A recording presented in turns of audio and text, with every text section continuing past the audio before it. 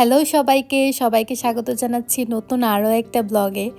আজকের ব্লগে আমি তোমাদের সাথে চলে যাচ্ছি ইউনিভার্সিটিতে।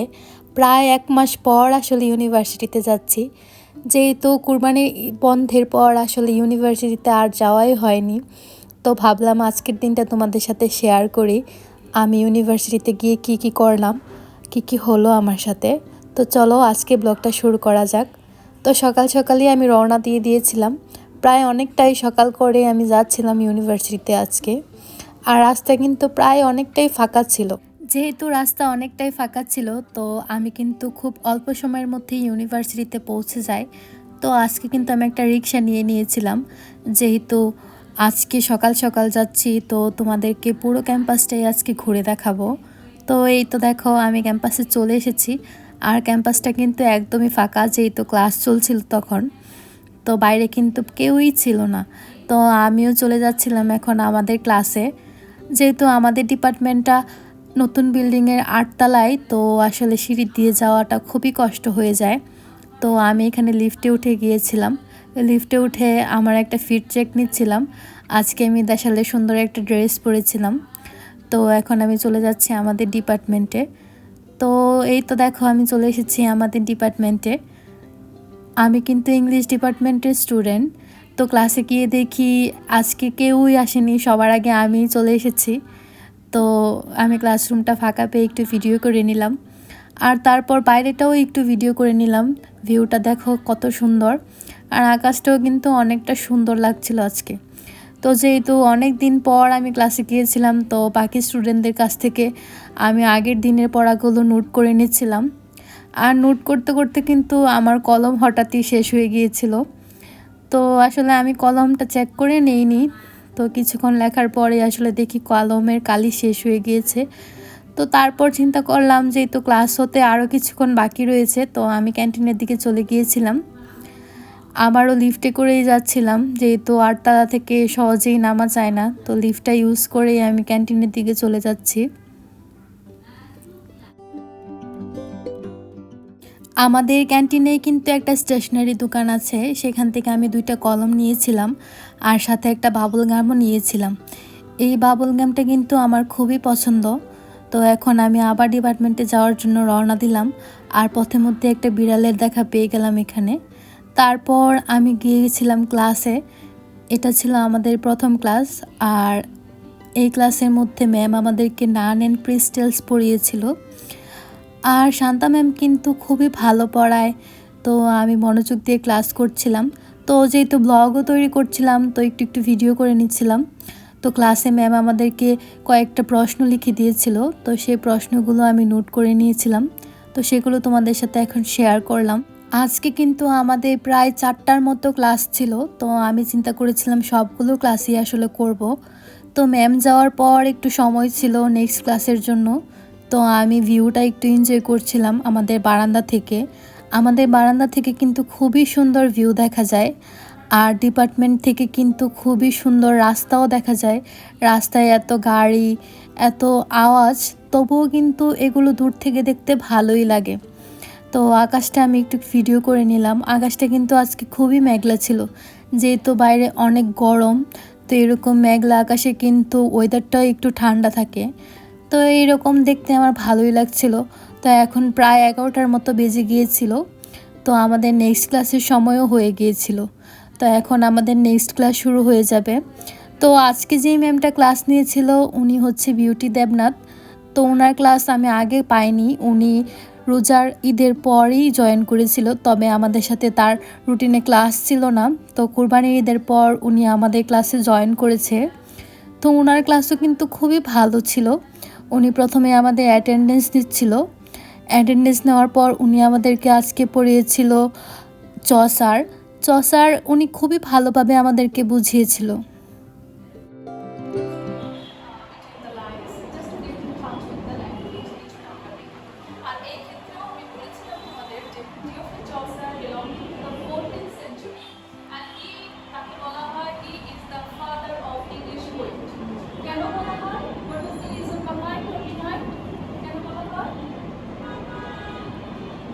Because he started, এটা বলেছিলাম আমরা প্রথম ক্লাসে, because he started English language for the first time, denying or defying the supremacy.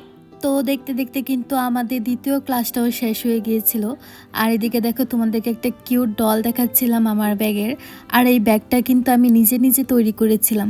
তো তোমাদেরকে সেটার গল্প অন্য একদিন শেয়ার করব। তো চলো আমাদের ডিপার্টমেন্টের ওয়াশরুমটা তোমাদের সাথে শেয়ার করি। আমাদের ডিপার্টমেন্টের ওয়াশরুমটা কিন্তু খুবই ক্লিন এবং খুবই নিট।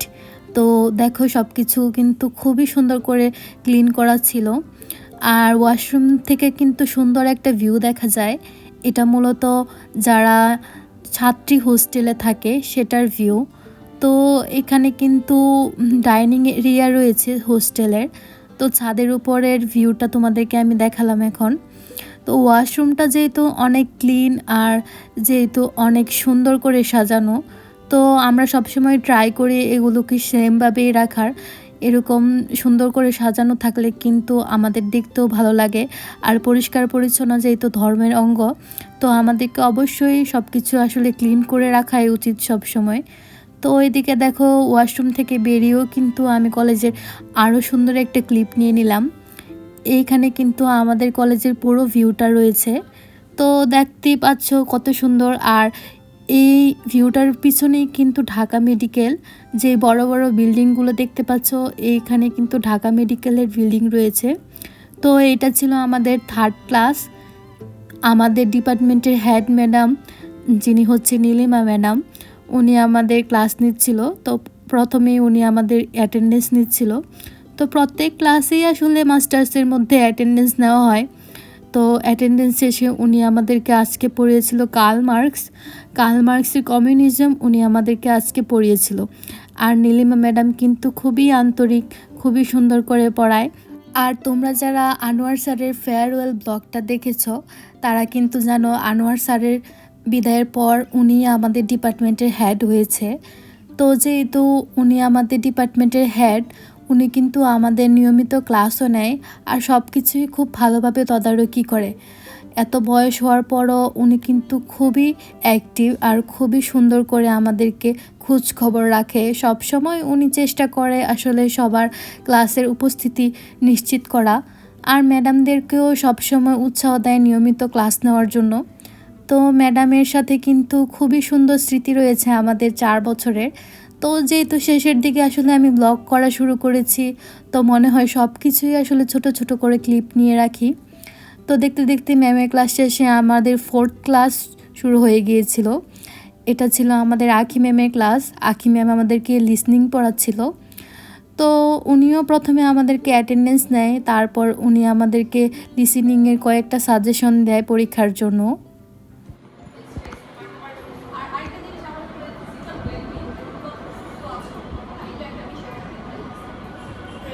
তো দেখতে দেখতে কিন্তু আজকের মতো ক্লাস শেষ হয়ে গিয়েছে। তো এখন আমরা চলে যাচ্ছি আবারও লিফটের দিকে। তো লিফটের দিকে গিয়ে এত ভিড় ছিল লিফটে, তো আমি চিন্তা করলাম আসলে সিঁড়ি দিয়েই নিচে নেমে যায়। আসলে এতক্ষণ অপেক্ষা করার মতো আমার এনার্জি ছিল না। তো আমি সিঁড়ি দিয়েই আস্তে আস্তে নিচে নেমে গিয়েছিলাম। তো আসলে কখনই সিঁড়ি দিয়ে আসলে নামা হয় না, সবসময় লিফটই ইউজ করি। তো আজকে সিঁড়ি দিয়ে নামছিলাম, আর অন্যান্য ডিপার্টমেন্টগুলোও একটু একটু দেখছিলাম। আর এদিকে দেখো আমি ভার্সিটি থেকে বের হওয়ার পরেই একটা এইচএসসির লিফলেট দিয়ে দেয় আমাকে একটা ভাইয়া। তো আমাকে দেখে কি আসলে এইচএসসিতে পড়ি মনে হয়, তবুও আসলে জানি না উনি আমাকে কেন এটা দিল। তো তারপর অনেকক্ষণ অপেক্ষা করার পর আমি ফাইনালি একটা রিক্সা পেয়ে গিয়েছিলাম। তো রিক্সা পাওয়ার পর আমি এখন চলে যাচ্ছি আবার বাসার উদ্দেশ্যে। তো আজকে যেহেতু অনেক দিন পর একটা লং বিজি শিডিউল ছিল, তো আমি খুবই একটু ক্লান্ত হয়ে গিয়েছিলাম। তো রিক্সা নিয়ে এখন চলে যাচ্ছি বাসায়। তো এই তো ছিল আজকের আমার ইউনিভার্সিটির সারাদিন। তো চলো বাসায় যাই। তো দেখতে দেখতে কিন্তু আমি বাসায় পৌঁছে গিয়েছিলাম। যেহেতু বাসায় এসে আর কোনো তেমন ক্লিপ নেওয়া হয়নি, তো আজকের ব্লগটা আমি এখানেই শেষ করব। তবে বিকালবেলা কিন্তু আমাদের রুমমেট আপু আমাদের জন্য পপকর্ন আর নুডলস আর চা বানিয়েছিল। তো আপুকে খুবই ধন্যবাদ আমাদেরকে এত সুন্দর নাস্তা করানোর জন্য। আর তাকি আপু কিন্তু সবসময় আমাদের জন্য রান্না করার ট্রাই করে, আর ওনার রান্নাও খুবই মজা। তো আমরা সবাই মিলে চাটা এনজয় করছিলাম। তো তোমরা আমার এই ব্লগটা দেখে অবশ্যই তোমাদের মতামত জানাতে পারো, তোমরা আর কেমন টাইপ ব্লগ দেখতে চাও। আমি ট্রাই করব তোমাদের ইচ্ছা মতো ব্লগ তৈরি করার। তো এই তো ছিল আজকের ব্লগ, দেখা হবে অন্য কোনো ব্লগে। সেই পর্যন্ত সবাই ভালো থাকবে, সুস্থ থাকবে। ধন্যবাদ।